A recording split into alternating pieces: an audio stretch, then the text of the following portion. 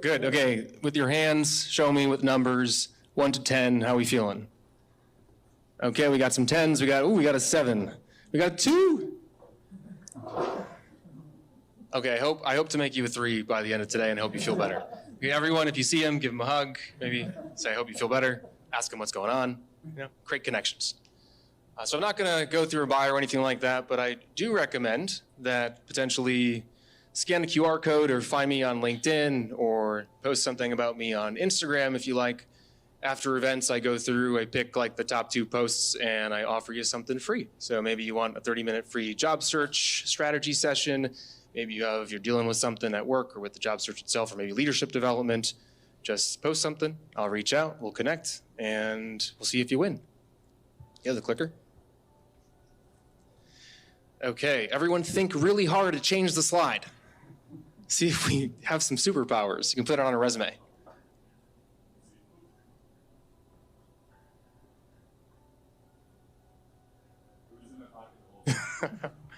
Awesome, thank you. Okay, here we go. This is just a bunch of the brands that I've done stuff for. So basically, I'm a leadership and career coach. I do executive assessment for selection and development. So if you're going in for a job interview, I've probably been one of the people figuring out what to ask you and how to rate you.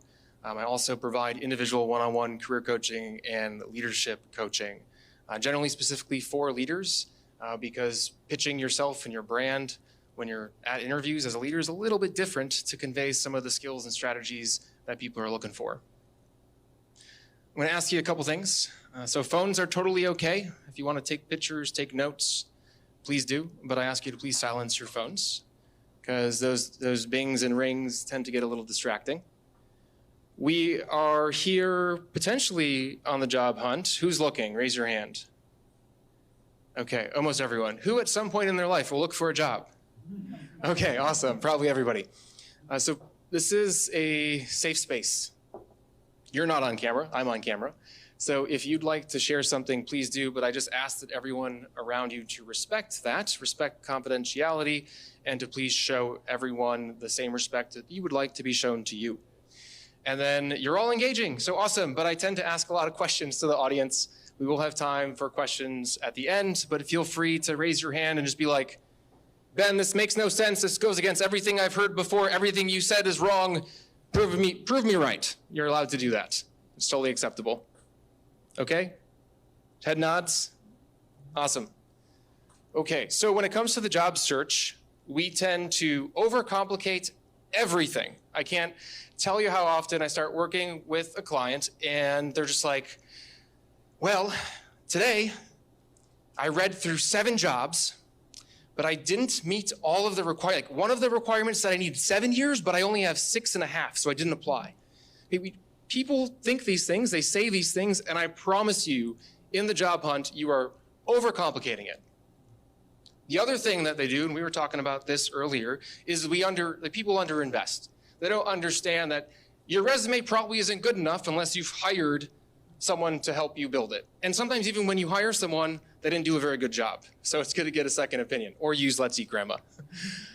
They don't spend enough time applying for jobs. They haven't spent enough time basically doing the things that are going to help them stand out to employers. Because this market, to be honest, kind of sucks, but that's not really an excuse. It just says that, oh, I maybe have to change up how I'm approaching it. And that's okay, because knowing the game you have to play helps you win, and we're here to help you win. So the things that I'm gonna share today are gonna help you kind of make things a little bit simpler and hopefully give you some motivation and some tools to start investing a little bit more. Okay, let's talk about the first mistake that we're making in the job search. Who knows what they're looking for from a job perspective? Raise a hand. Okay, what's the job title you're looking for? Director of Product Management. Is it any specific industry? Definitely ones I don't want. Ones you don't want. Okay, so I'm screening things out. Awesome. Who else? RevOps Manager. Awesome. Clear. Concise. I understand what you're looking for, and now I probably can match you to something that comes up within my mind. Well, that's the start, knowing the title of the job you're looking for.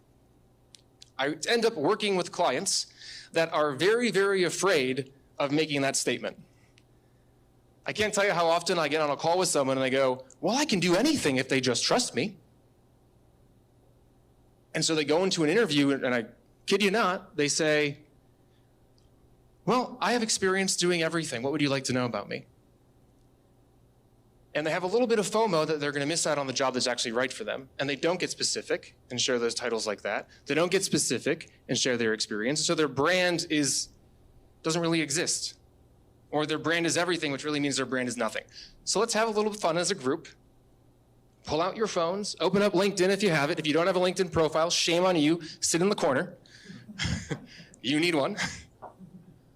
Pull up your phones, pull up your LinkedIn profile if you want to play the game, and then share it with someone next to you. Maybe use this opportunity to connect with them. Say, hey, look up my name, pull me up. And then just take a second and say, what job do you think I am looking for?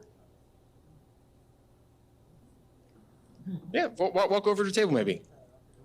Just take a second, share your phones with each other or look each other up on LinkedIn. What job do you think that person is looking for? I'm going to give you 20 seconds. It should actually be 10 seconds. So 10, 9, 8, 7, 6, 5, 4, 3, 2, 1. Someone make an alarm sound. Okay, enough. Please keep connecting though if you are connecting with each other. How'd that go? Did people get the right impression? Did the brand align with your expectations? Does anyone see an opportunity maybe for some branding improvements?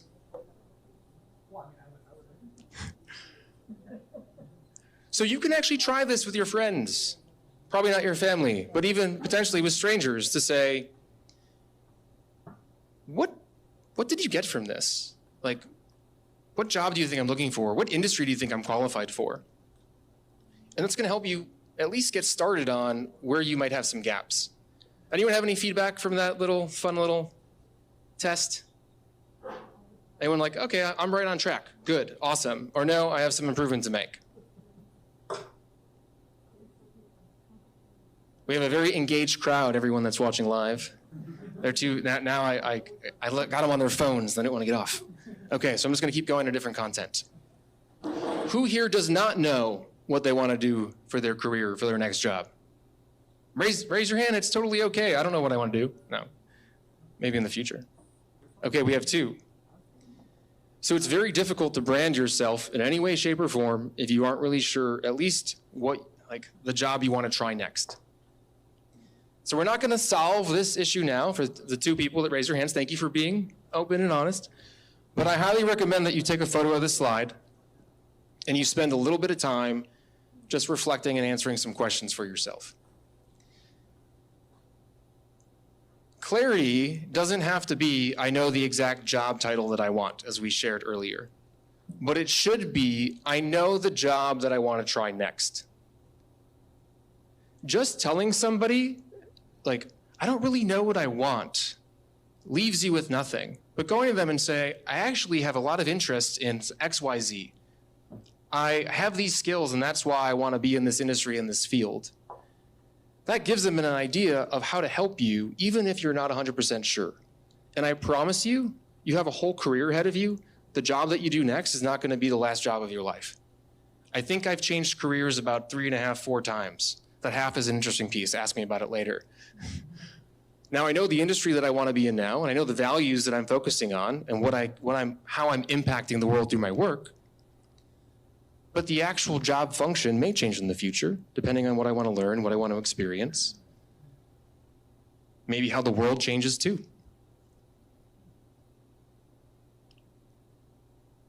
Okay, let's keep going. So let's say you know what you want. You have an idea of what you want to do next.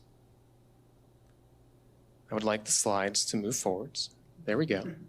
So once you know the direction that you want to go, you have to be able to, hold on a second, learn how to use a clicker. You have to learn how to explain it. So who here has like the best elevator pitch ever? You're like, I go into an interview, and what's the first question they ask you?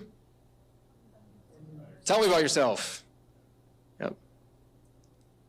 And this is the thing people remember. This is how you make an impression immediately. This is the thing that they go, did I send the email to the right person? Do I want to keep talking to this person? Okay. Anyone? Anyone want to share? It's okay, I have my own. Oh, did you raise your hand? Okay. But so this is the thing. So this is the thing that we know people are going to ask us, but it is the thing that we are so afraid of doing and sharing. And so why don't we write it down? And what if we had an equation or a template on how to answer this question? Okay, so again, please take a picture. Maybe we can share these slides in the future. But I'm going to tell you my own. So I'm a leadership coach with over 12 years of experience guiding the leadership and career development of high-achieving professionals. And yes, I'm reading. And you can too on a call. I've coached over 500 leaders on areas such as executive communication and presence, career clarity, how to navigate their career, and how to be fulfilled at work. The executive coaching role at your organization is a really exciting opportunity. I'm really looking forward to finding a new position so that I can guide a generation of leaders to do more of what I love. And that's it. What is missing from this tell me about yourself that generally maybe you start with or that you use or that you've heard from other people? I heard some whispers. What you've done. Yeah. Even more so, chronologically, from when you were a baby, right? It's like, when I was in high school, I was selected first for the baseball team. Now, people tend to go very far back in their history when answering this question. But you have to ask yourself, what are people really looking for? They're looking for, is this person qualified for the role? Period. And then you can add a little extra sauce to it and tell them why you're interested in working for them, which is the question that's probably coming up next. You're going to add something? No? Okay. So the first sentence of tell me, yeah. 100%, yeah. Mm-hmm. Okay. But one of those slides has to be like a cat doing something funny. Like you just have to add a slide in. Okay, pop it in, some sort of GIF. Okay. Or a picture of all of us being like, we got you. Okay. So that first sentence is a mic drop. It's, why are you qualified for the role? It should be, the opening sentence is, I have X years of experience, or I'm the exact job title of what you're looking for, or I've done the exact same thing, and here's a requirement that I've done. The second sentence is just some additional keywords and skills of why you're qualified for the role, not your history. If they cared about the job 3 times ago, to look at your resume. And then the last sentence is why you're very excited about working for the company, no matter what it is.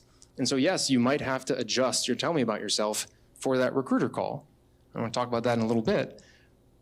But it is going to night and day change the game and their perception of you. Because generally the person that's talking to you, entry-level recruiter, maybe experienced recruiter, generally not the hiring manager, they're just trying to fit you in a box, and you need to make sure that you fit in that box. So if you are not trying to be everything, you're memorable. So make sure you know what that next job is. Doesn't have to be the only job or that final job. It's the next job, at least the job that relates to the person that you're talking to. Make sure you know how to tell that tell me about yourself story. And then what we just did with LinkedIn, do it for your resume and your LinkedIn and any other websites you have online about yourself. So make sure that you are very, very clear on your brand so that people can remember what your brand is, and then they can help you. Any questions on the first mistake before we go on to the next one? Should you take that first question as an opportunity to like highlight accomplishments, or do you think just focusing on like past experience is kind of a good way to kick off the conversation? So in that second sentence of the tell me about yourself, if you have like a major project that relates very closely to the job, throw it in there. So, yep, my name is Ben, 12 years of experience in leadership and executive development. Most recently, I facilitated a room of 250 emerging leaders, working on such skills as feedback, coaching, and delegation.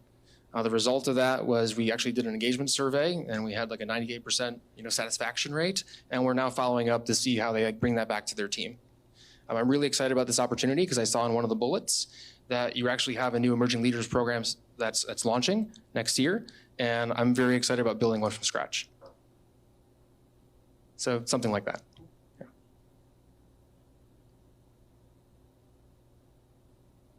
I am not Chris, I'm sorry. It knew that it wasn't me, or it wasn't you.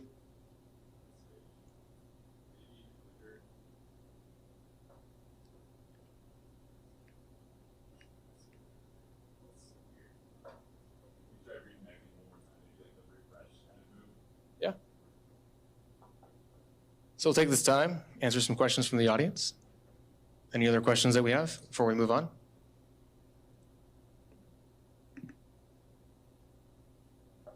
Please. What are your thoughts on that elevator pitch if it's something that you haven't done before, or like a new opportunity that maybe you don't have prior experience?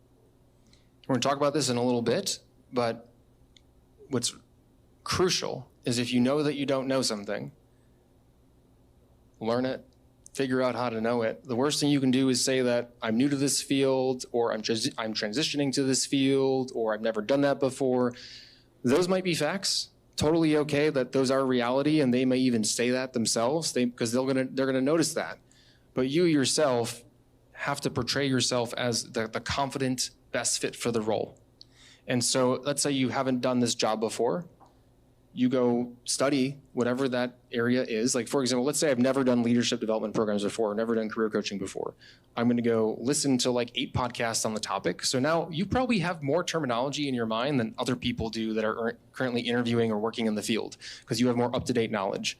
Maybe you read a book on the topic. Maybe you talk to 3 people through LinkedIn on the topic. And then whatever it is, like whatever the program is, let's say it's a leadership development program, make one up. And not that you've done it, but like write down the different modules, how you would facilitate it in that regard. I know you're in marketing, so maybe it's a certain marketing campaign, and then orient it towards the company. So to say, okay, so I'm going to go interview for this company that is in health tech. Okay, so I know that their target market is XYZ. They're looking for someone to run these like A/B campaigns or whatever it is.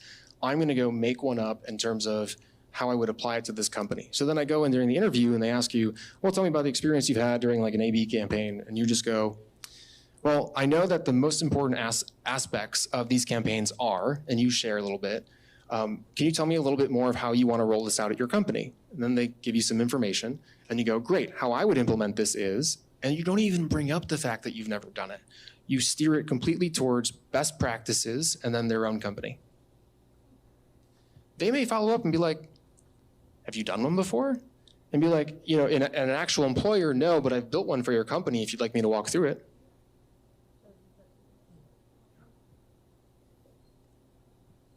Okay, we're in. Sweet. Okay, let's go back. Close your eyes.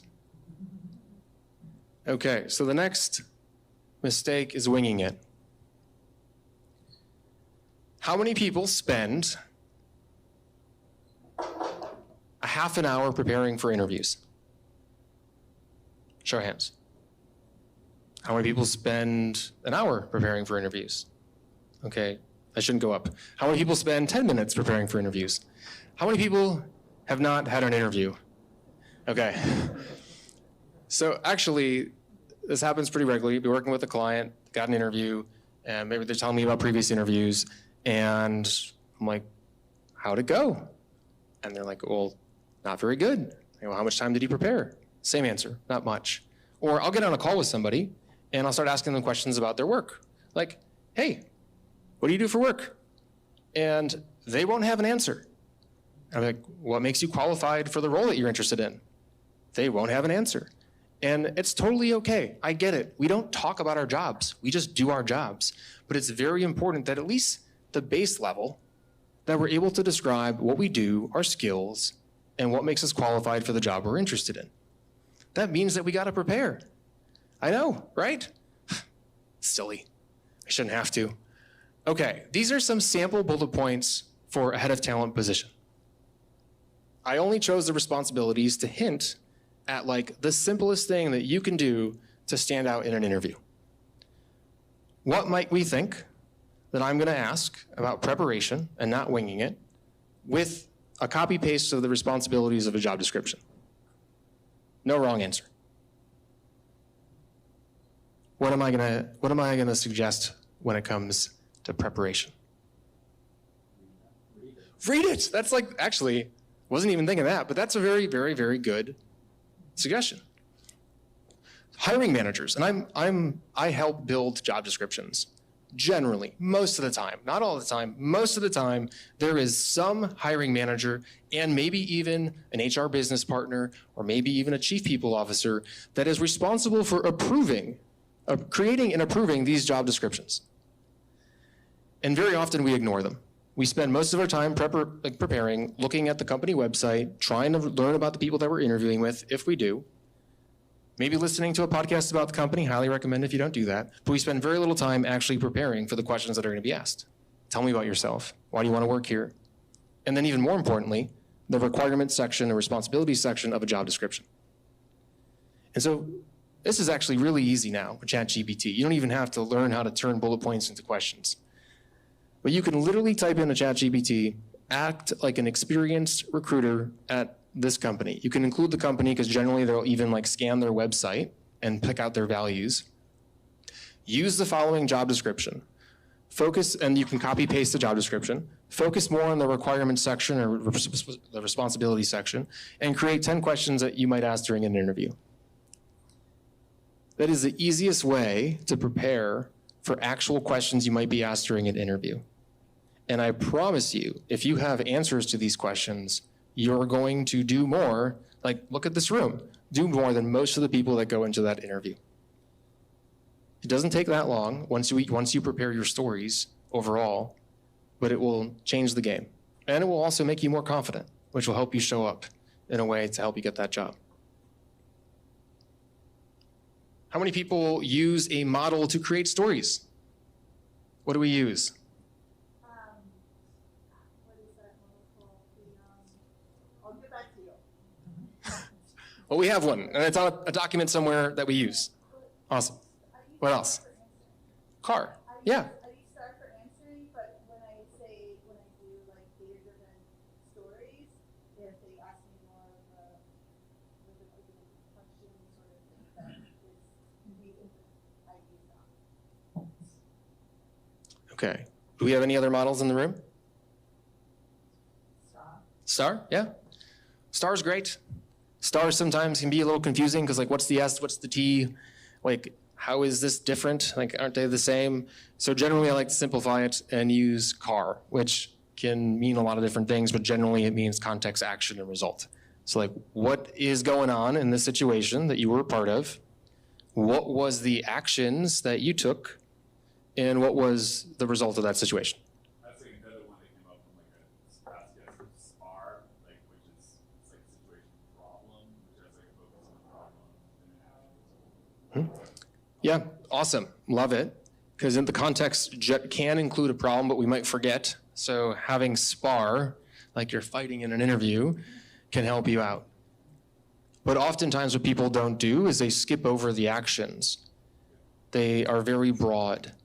And I promise you, the person that's interviewing you is sitting there and might not even know the industry that you're interviewing in, or doesn't really believe you because you haven't even said something as simple as, I wrote down a list of the people that needed to know about this project and I sent them the information, which sounds so basic, but if you don't say things that are basic, they might not actually think you know how to do the job.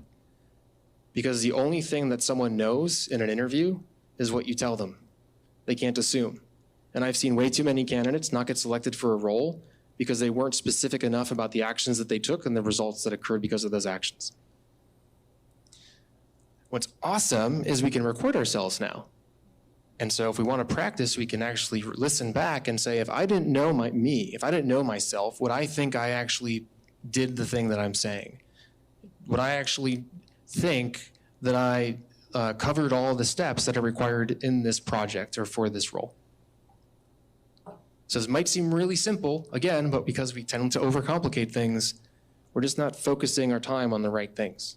So I promise you, if you look at the job responsibility section, the requirements, use ChatGPT or try creating your own questions, and then prepare some stories, interviewing is gonna be a lot easier and you're gonna be much more successful. I just wanna reiterate one more time, the recruiter, the person that's on the phone listening to you or on the video call, generally in the first or second stage, is trying to fit you into those requirements. And they might even go step by step, and they're filling in next to that, they're filling in all the information that you're sharing. And so the more specific you are, the better, and then they're taking that information, usually presenting it to the hiring manager. So if you find that you're maybe missing out on that like first interview, you're not moving forwards, really, I can't stress this enough, to do a little bit more time in terms of preparation. So be the expert of your field, of that next job. People only know what you tell them. And generally we can't tell them, we have to show them, so those stories are important. If I tell you that I'm funny, but I say like, I'm really funny, I promise you that I'm funny. You believe I'm funny. No? You don't seem convinced. But maybe I tell you a joke instead. Or I tell you about a story where I was a stand-up comic. All of a sudden now, you might actually start believing me. And let's say you haven't done the job that you're interviewing for, asking additional questions to figure out how it's actually going to impact the organization can help you orient your question. So if they ask you about a certain campaign and then you ask them follow-up questions to get information that you can plug into your answer, that's gonna make you seem more credible. Okay, that was number 2. Ready to move on? You still with me? Okay, awesome, here we go. Number 3, playing it safe.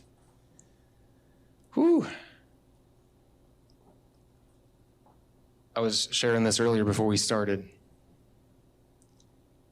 It is so disappointing to talk to someone on the job search and just to hear things like, I can't reach out to that person. I can't apply to that job.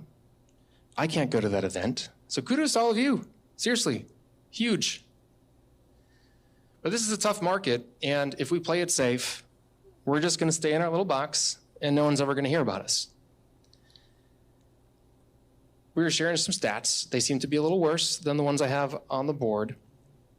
But in general, 2 to 5% response rate for cold applications is how it used to be. And that's if you have a resume done by Let's Eat Grandma.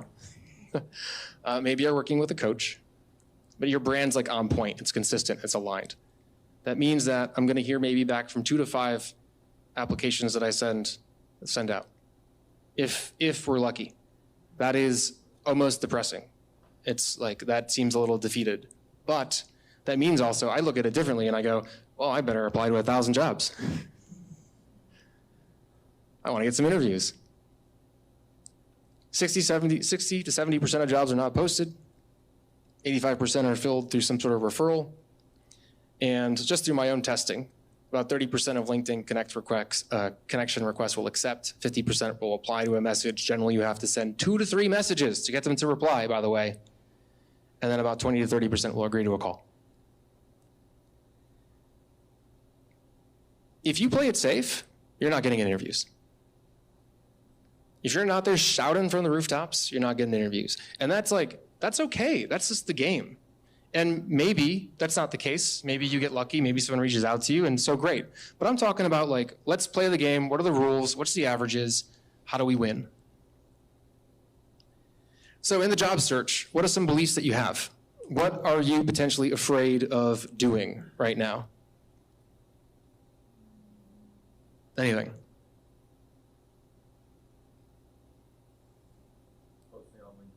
Posting on LinkedIn, yep, yeah. Does LinkedIn, just like, we don't know about LinkedIn's algorithm. I know you know a little bit about LinkedIn's algorithm. Does LinkedIn like it when you post? Does it help with exposure? Yeah. Does it matter what you post? Comments do. Comments, yeah. Also commenting on other people's posts.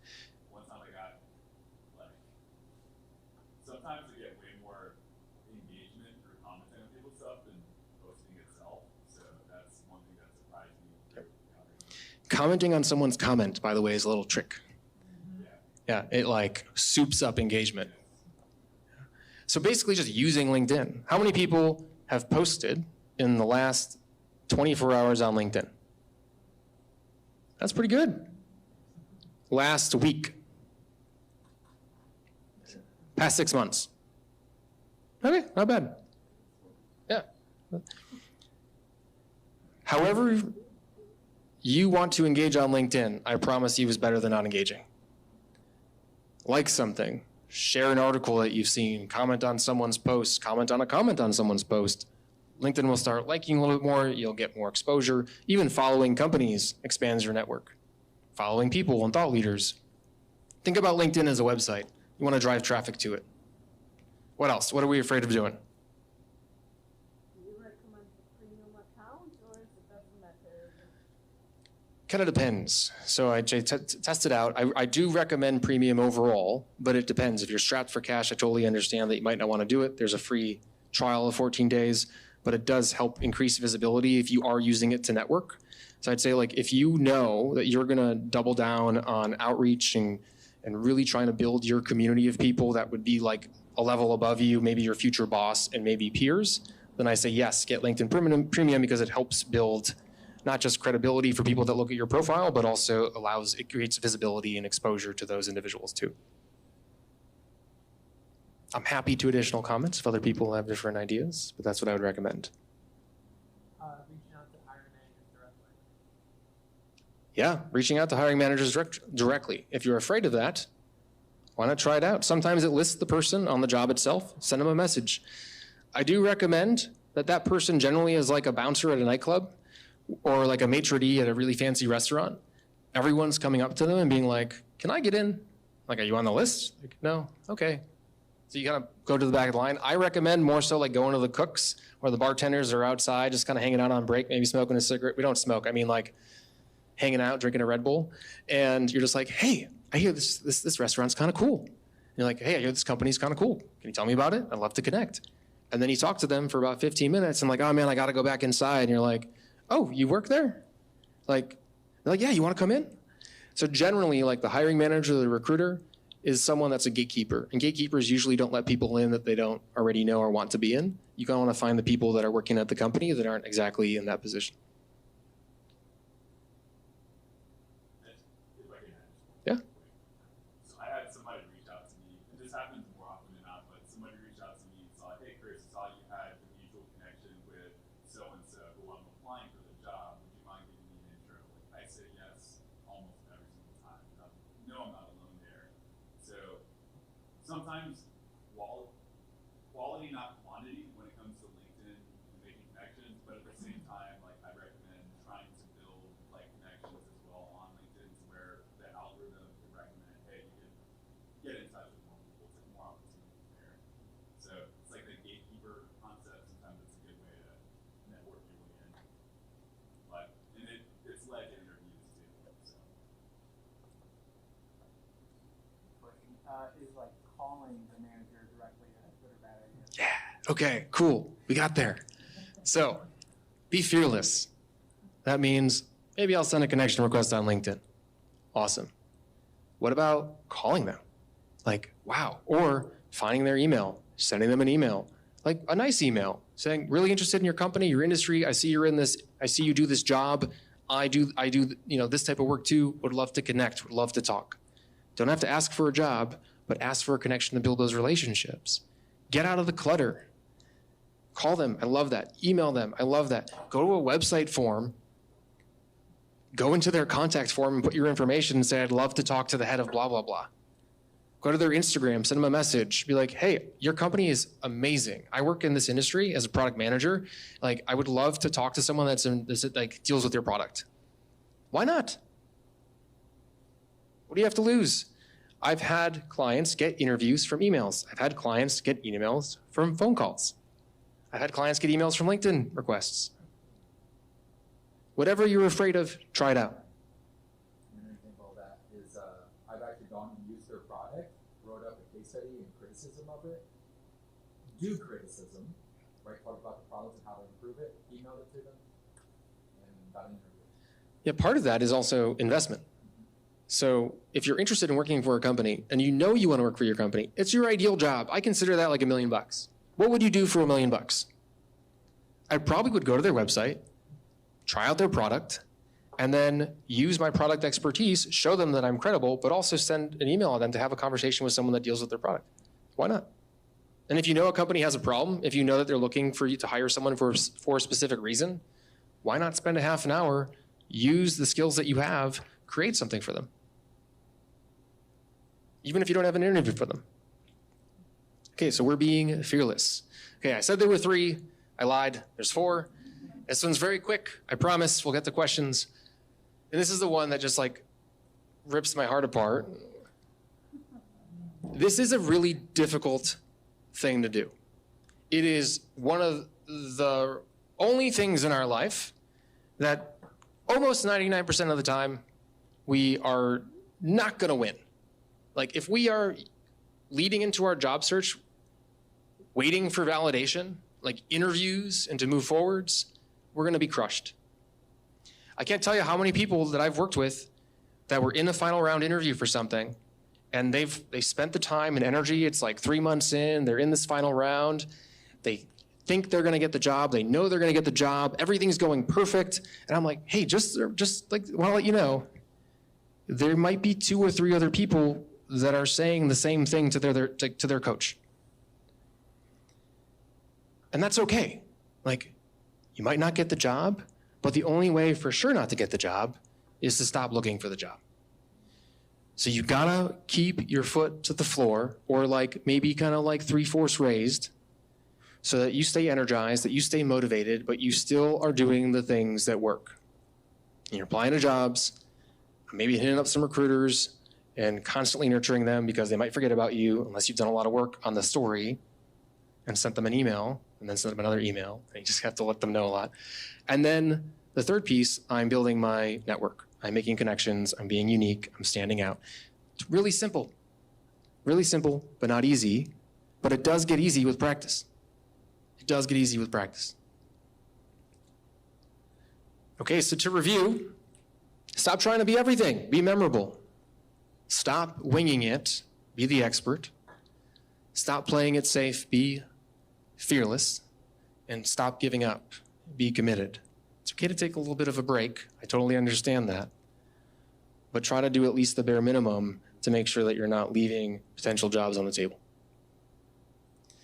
Okay, so I said there was a giveaway before if you made the post. There's also a giveaway if you sign up for the email list. So there's 2 ways to win. Make a post online or sign up for the email list at my website. You get a free guide to creating a fulfilling career. And I'll go in and select 3 people to dive in a little bit deeper about what's going on in your job search and hopefully create some solutions and some value.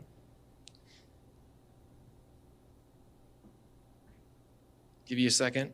liveforyourselfconsulting.com if you want it. You can ask me for the QR code later. One more piece. I talked about fear. I got a book coming out at the end of the year. Watch out for it. It's called Becoming Fearless.